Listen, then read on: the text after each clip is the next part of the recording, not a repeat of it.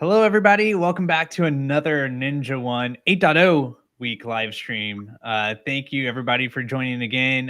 Robert's having dinner with us. We got Ben and myself. This is lunchtime for us. Wherever you are, whatever form of mealtime, if you're a hobbit and it's second seas or whatever, welcome. Thanks for taking time out. We've been doing this throughout the week. We've been highlighting all the great things that are packed into 8.0. NinjaOne is a huge effort these days in terms of all the talent and hard work that's going into each one of these releases. So it's a chance for you to really kind of dive deeper into individual aspects of it, see the new features demoed out, and you get to also get some FaceTime with these lovely guys who are leading the product charge. And so you've seen Luke, who is in charge of a lot of the ITSM related features, ticketing, documentation. You heard from Greg earlier on Monday, who is in charge of remote. And today we have our product managers, Greg Thomas, our director of product management, who's in charge of vulnerability management, leading that charge, which is really exciting. A lot of new capabilities that are getting rolled out and a cool vision for the future. A lot of exciting stuff coming NinjaOne's way. And then a familiar face, Chris Williams. He is our product lead on patching. And if you've been on any of the webinars that you've seen or live streams where we talk about patching, Chris has been leading that front for a while now, Chris. Thank you guys so much for taking time. Yeah, thank you. Happy to be here. Cool. And likewise, hello, Carson. Carson makes every single one of these, so I always have to call him out and give him a shout out. You guys know the drill who are watching. Don't be shy. Take advantage of your time when we have these guys captive. Ask them questions, get clarification on anything that they're showing you. And also at the end there, if we have some additional time, we'll open up the floor to questions about anything, including future roadmap requests and things. Okay, so let's kick things off on your end, Greg. I know you maybe before you dive into what you're about to show, give a little background about the bigger picture for vulnerability management. Yeah, there's an awful lot going on in vulnerability management this year. We've got a ton in store. What we're showing today is exciting, but honestly, it's a dip in the pond as far as what we're coming out with up in the rest of this year. So see this as a stepping stone. We're helping you automate some things that you haven't been able to before. But longer term, expect to have a few more of these this year where Jonathan professes to have me as his favorite PM. Do that a few more times. That sounds great to me. No. Well, let's see. We can make this a competition. Who's going to be my favorite? We'll start off with you, Greg. Curry my favor. Let's dive into vulnerability management. And before you do, just one last shout. If everyone watching, if you don't have access to features that Greg is showing you right now, reach out to your account manager, and they'll be able to help you figure that out and get things toggled on for you. And with that, Greg, please take it away. Great. Thanks, Jonathan. So two features that we released in 8.0. One is our a vulnerability automation capability. So you had the vulnerability importer previously. We added an API to help you automate that. I'm going to be walking through that and showing you some tricks on how to use it. In addition, there is a new feature that directly brings in vulnerabilities found in applicable patches. So you'll notice this new sources column here in the vulnerabilities dashboard. We have our imports here, and we have NinjaOne patching. All of this comes directly from NinjaOne patching. I'll get a little bit more in detail on that later. But first, I know there's some folks out that don't see this vulnerability tab, and I just want to let folks know how to get that enabled. There's been some confusion there, admittedly, maybe not the most intuitive process, but hopefully we'll walk through it here and nobody will ever have to worry about it again. So first things first, come into administration, go to apps, and then scroll down to third-party apps. If you don't see that vulnerability tab, all you have to do is come into this vulnerability importer and enable it. In this environment, I'm already enabled, but there will be an enable button there. Just click that, and that means that'll let you see that vulnerability tab no matter what you're using it for. So let's go back to the automation, right? I love automation. We want to be able to reduce the amount of time that whoever is doing your vulnerability scans in another tool, in a Tenable, in a Rapid7, Defender, right? They're doing that scan there, CrowdStrike, and then they're handing you a bunch of data and saying, go fix this stuff, right? So we don't want that. There's a lot of time wasted there. People lose tons of hours. Patch team says, hey, we're already patching it. Vuln team says, well, no, it's not patched. Goes back and forth. We're eliminating that gap. So what we do here, in order to do an automatic import, we still have to set up a scan group. A scan group, at its core, all we're doing there is mapping a machine identifier and a CVE from the CSV you export from your vulnerability tool into those fields in Ninja. So those are the only things I care about. A machine identifier could be a host name, an IP address, or a MAC address, but ultimately machine identifier and CVE ID. So let's just walk through this real quick. We'll create a scan group here.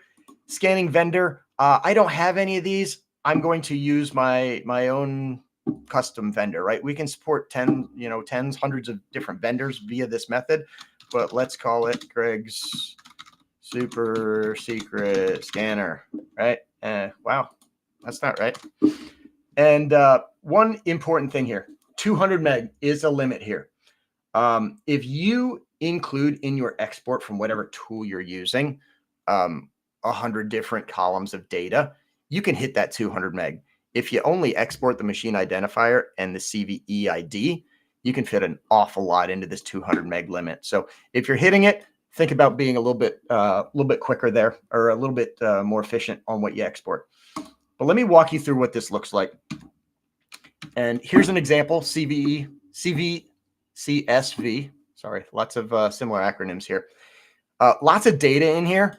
I don't care about any of this. None of this over here matters. None of this matters. The only thing I care about in here is the name, my host name, and my CVE ID, right? Very easy to do here. We're going to import this file, and we're going to map those columns. Device ID. What is my device ID? Well, I suck in the column names from that CSV. I'm going to pick the name column and say, yes, that is a host name. And then the CVE identifier, I'm going to pick the column from my CSV. In this case, it's named CVE. And then I finish. That's it. That's all I have to do. That is a prereq for using the automation. Now, the automation we have is an API. Let me show you what that looks like.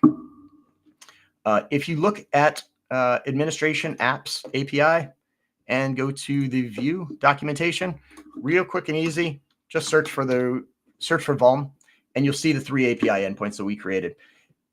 At a high level, what these do, this will get you all your scan group IDs, a little bit of information on them. You need that scan group ID, 1, 2, 3, 4, etc., in order to be able to use these other two. This one, this scan groups endpoint, all this is going to do is give you status. It's going to tell you the last status of an import. Is it in progress? Is it successful? Did it fail? And then this one actually imports the CSV. Now, I know there's folks that love using APIs. I do. I think it's fun to get in there and build scripts and do a lot of custom things. But in order to kind of bootstrap you all in using this, one of our other PMs, the great Mark Giordano, created a sample script that our folks can use. That is going to be accessible if it is not already. Should be by the end of the day in Dojo. If you need it before then, hit us in Discord and we can share it with you. But the idea there is it's going to check a folder on a schedule. If it finds a CSV file in there, it's going to automatically import it into Ninja. We really want this to be a set it and forget it type operation for you all, so you don't have to manually import ever again. And let me switch back and I will start showing you a little bit about what this does. So when you import those, exact same thing happens as when you do it manually. You come in here into the vulnerabilities tab, you get some CVE data. Again, we don't pull all that in from the CSV. We pull this information in and then we enrich it with our own data. Over the upcoming year, we're going to be adding a lot here. There's going to be a lot more coming in here, a lot more custom data to help you all make decisions, make the right decisions, risk-based decisions on which patches to apply, which CVEs you need to prioritize for your organizations. But right now, this is what it looks like, right? We got our severity, we got our base score. Gosh, we better take care of that. Let's take care of Dr. Abed's workstation here. Get you some additional information on those vulnerabilities. The new source on here, this comes from the patching data, right? So if you don't have patching enabled in your policies, I hope there's nobody out there that doesn't, but if you don't, you won't see this data here. If you have patching enabled, you will automatically see these start flowing into this environment. Now, the beauty of that is that I can immediately go in here and I know that I've got this vulnerability and I've got a remediation for it. I can click in here. I can see what that patch is. In this case, you saw it was already approved, so I don't have the option to approve. I can only reject it here. But let's take a look at a different one. Let's find one with a little bit more, a few more options there. We've got lots of systems that need these different patches, right? There's different OS releases that require different patches. And we can click on any of these and say, hey, you know what? This is important. This is a 9.8. I want to approve this for my policies. And you've got that common workflow that you're used to on the Windows side. So really what we're trying to do is just, one, limit the time that you spend between the vulnerability team and the patch team, help you close that the attack surface sooner, and then give you an easy button to just immediately pivot over and approve or reject those patches in your policies. So I will pause and take a breath, and if there's questions, happy to take them. Thank you so much, Greg. So let's see if folks have questions for that. And you already addressed a few off the top there with pointing out how people can get this enabled and start playing around with it. So thank you for doing that. And thanks for the demo.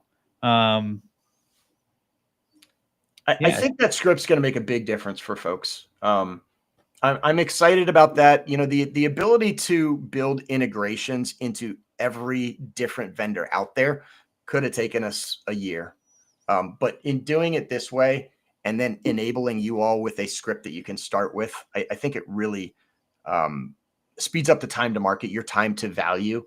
And the cool thing about that script, again, Mark did an awesome job on it. There's about 4 functions in there that if you really want to get wild and you want to directly hit, say, your Tenable API and pull an export from the API and then import to Ninja, you can do that. We're not limiting you to exactly the workflow we defined, but this is a great way to get you started for the folks that don't want to customize it. You know what's cool about this too? I mean, just to kind of like, I don't know, congratulate ourselves a little bit, I guess. Thanks, Matt, for calling this. So, you know, building in this way where, okay, let's get something out that's going to provide a little, like, some value as quickly as we can, and let's iterate and build on top of that, right? Versus let's go away and disappear and put our heads in the sand for a year and then come back and deliver something. I think it's something that kind of sets us apart. And it's one thing that I just hats off to you guys on the product management side, and how active you are in seeking out feedback and everything. So a lot of folks here, I know you're members of the Discord, and a lot of folks I think are giving early feedback and everything. Always super appreciated. We did get a couple of questions here. Let's see. This one's from Chris. Okay. Do we need our vulnerability scanner to implement support for the new API? For example, we use Connect Secure. Is there something easy we can do to use the API to auto import, or is that fall on a Connect Secure side?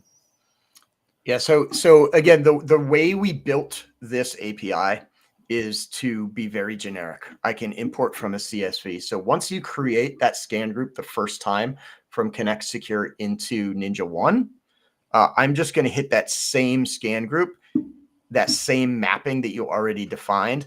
So we're not directly talking to Connect Secure. In Connect Secure, you want to schedule the output of that CSV. And then on the Ninja side with this API, we can schedule the ingestion of that into Ninja. So it's kind of a two-sided process there. Gotcha.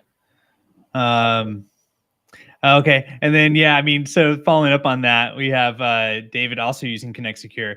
Only gripe here is that, man, they make it hard to get that CSV export out of there. You know, maybe that's something where we can, I'll see who I know over there, and maybe we can get some talking going. But as long as that's the case, you know, it sounds like we make it easier on our part, and obviously we're Yeah, I mean, honestly, moving forward from here. the various tool sets that are out there, if there are any of you all that want to work with me and help me build documentation for getting that data out of those tool sets, I'd love to work with you. You can find me on Discord. I don't have access to every one of these products, so if you do and want to help me build that docs for the rest of the community, I would love that support. And that's one way you guys have been able to help significantly in the past. Oh, that's awesome. Very cool. Awesome. Well, Greg, anything else you want to share before we hand it over into patching to Chris? There's a lot more coming here. It's going to be a fun year for this space. So just wait for a whole lot of, but wait, there's more from us. Yeah, absolutely. Thank you so much, Greg. All right, let's get Chris back on here. Hello Hey, Chris. again.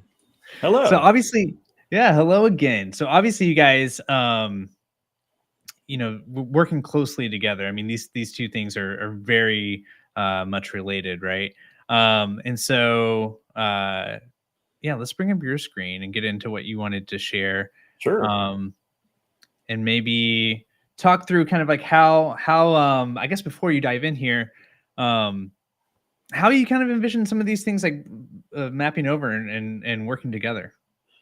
Yeah, I mean, it's a great question just because the vulnerability and patching, the lines are getting blurred there. You see a lot more security teams taking an involvement in what the patching teams are doing, and vice versa. Like there's a lot of sharing of information back and forth. And so what Greg has shown is more on the vulnerability side of that, and then I'm showing how we're going to start tying in some of this information on the patching side.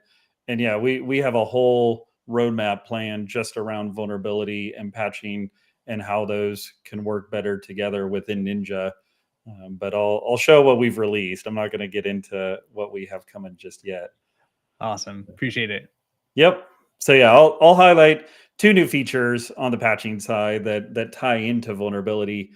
Greg just talked about CVEs and CSVs. I'm going to throw in another acronym that we use when making risk-based patching decisions, and that's CVSS.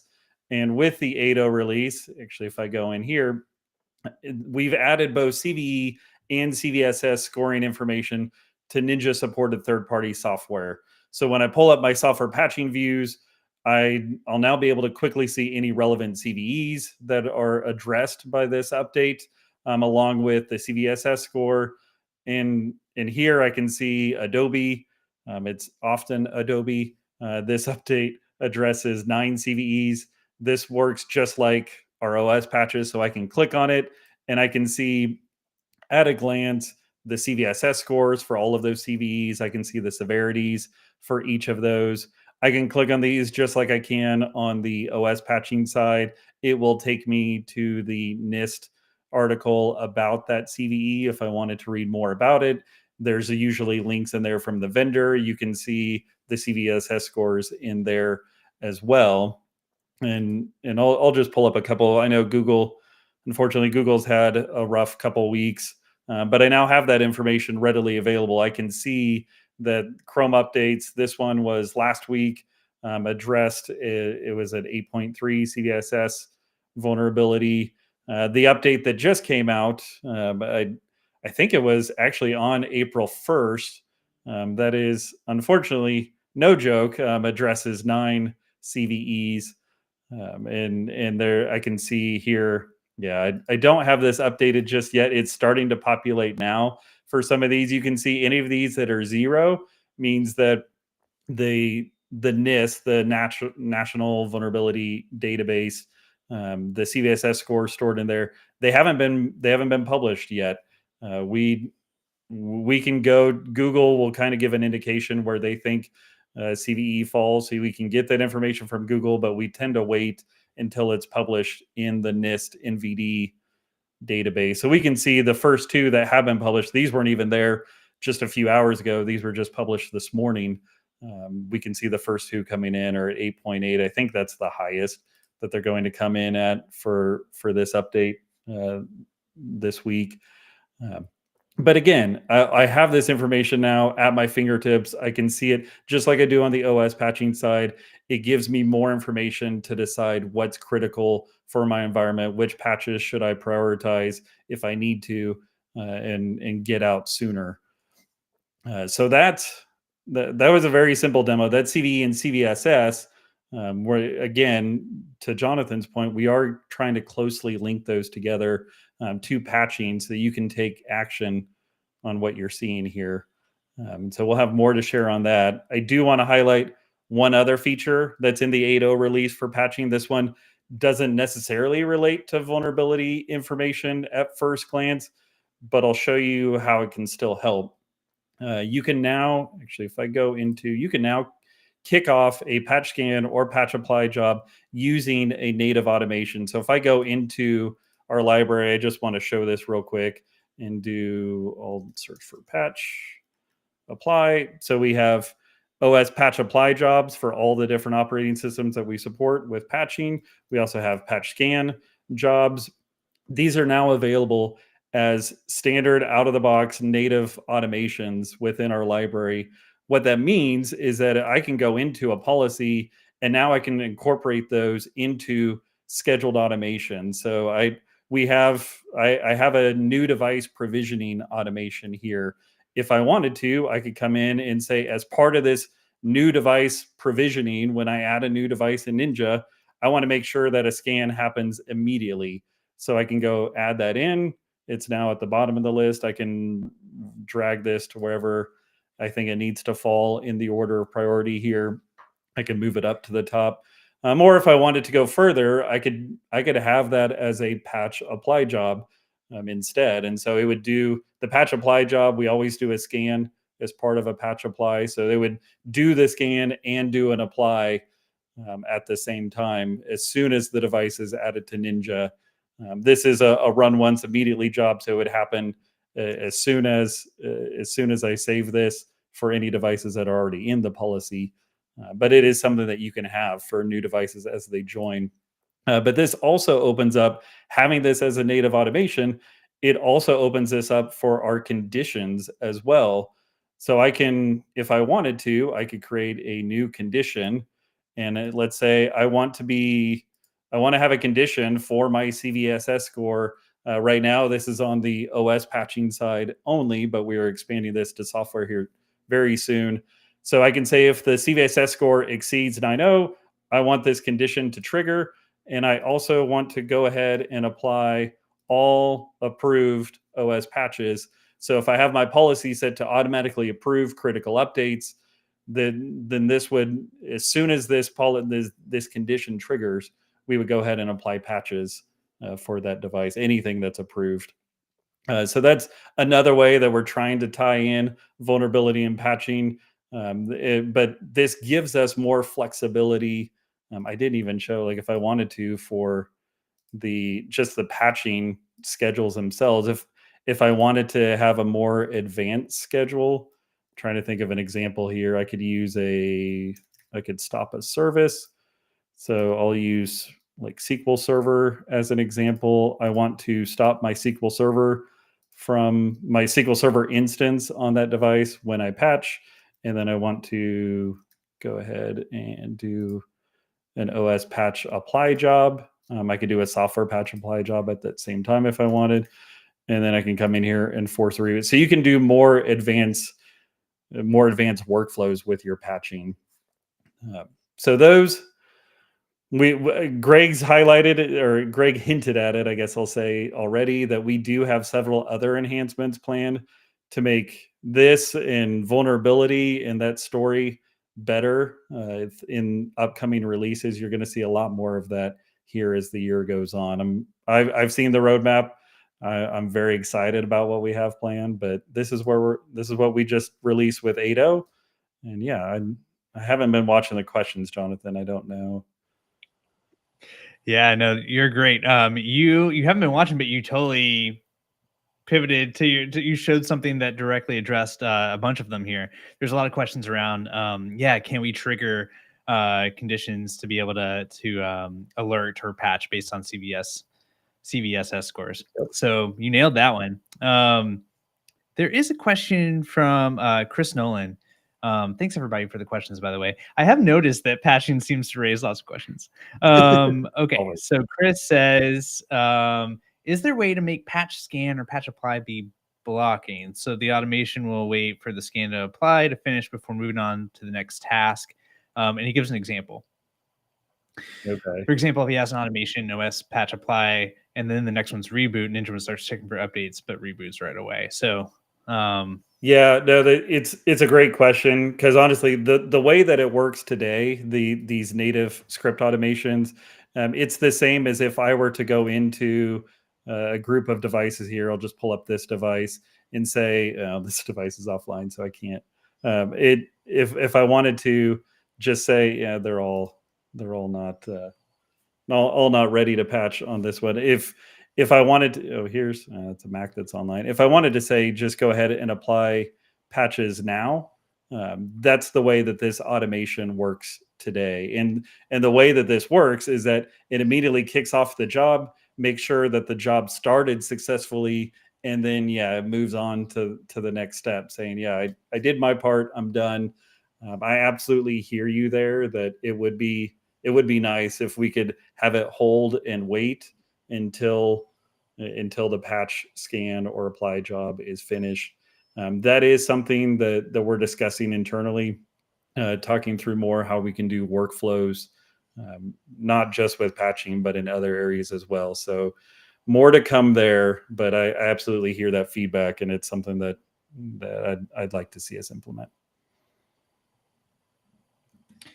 Awesome. Speaking of roadmaps and everything, I'm just going to drop a link for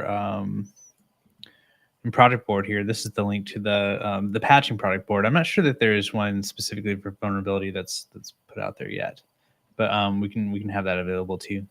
Yep. And then of course you're catching some strays here.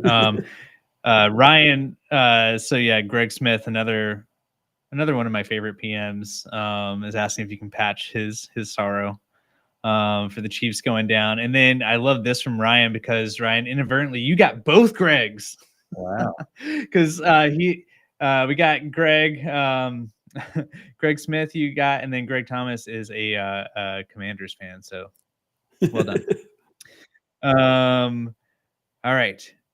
Chris, I love keep these coming. Okay, what about a separate automation to look for system event ID? Yeah, we're definitely getting into more advanced workflows, but those are use cases. If you haven't already submitted that feedback on our roadmap, like, please do, because we actually do read those. We are looking at ways that we can continue enhancing the product. So it's I know I personally read through all of those on the patching side. I'm reading through those at least weekly. We get dozens, and some weeks hundreds of those requests just on the patching side. So we do see those. So yeah, please keep submitting that feedback. I love it. Yeah, absolutely. Is there anything, we're kind of right at our 30-minute mark, which again, these are really meant to be, let's take some quick streams to make sure we highlight, we give some more, due attention to all the stuff that's getting packed into our releases these days. Maybe we have time for one more question, maybe, if the folks on here want to compete over that. But in the meantime, is there anything else that you wanted to address or say at all, Chris or Greg? I would say one of the features that Chris released this time around really has me excited, and it's that patching automation, right? Being able to add the scan and apply to an automation. I have a long history in the operating system deployment space and device provisioning, and I think that really starts unlocking that device provisioning workflow a little bit more, right? I want to patch this immediately. This device comes online the first time, patch it, install the software. So that's exciting for me. So thank you, Chris. Nice. Glad I could help Greg as the favored PM on this call. I'm just excited. Like I'm always excited about what we have coming up, but I just looking at even the link that Jonathan shared, you can go out there and see what we have in the next release, just from a patching standpoint. A lot of those items are things that I know these users, everyone that I'm seeing in the chat, like I see a lot of familiar names here, have asked for a lot of these features. We have those coming in the next release. We got a lot coming in the release after that. It's, yeah, I'm just continue to be excited about what we have coming and what we've already delivered. Yeah, you guys are cooking. That is for sure. Well, here, before we let you go, this is a great one, I think, to end on, and that's kind of going back to the bigger vision with vulnerability scanning management or vulnerability management, and that's Ben asking about sources, right? Greg, is there anything that you can offer in terms of how this is going to work for folks? I mean, obviously, it's being built for flexibility, right? It's really use the scanners that you already have, get those CSVs, and then we'll take care of the rest there. But anything else you could say about working with other databases or making them a little tighter in some sort of integration? I don't know about this particular script. Luke has hundreds, thousands of scripts, so I will have to talk to him about that one and see exactly what it entails. I think I remember this one. But actually, yeah, like I said, we get a lot of our best ideas from the folks on this stream and our customers in general. So I will certainly look into this. I don't know exactly what it means, but look into it and talk to Luke. Awesome. And look at this, the power of us working over our lunch and dinner and supper breaks. So David, look at that. You found it. Everybody reach out to David. Right. The standard report. Yeah, if you can share some screenshots with me, David, I can pass that along, and anybody else that asks, you will be their savior. Cool. And this is a great point too.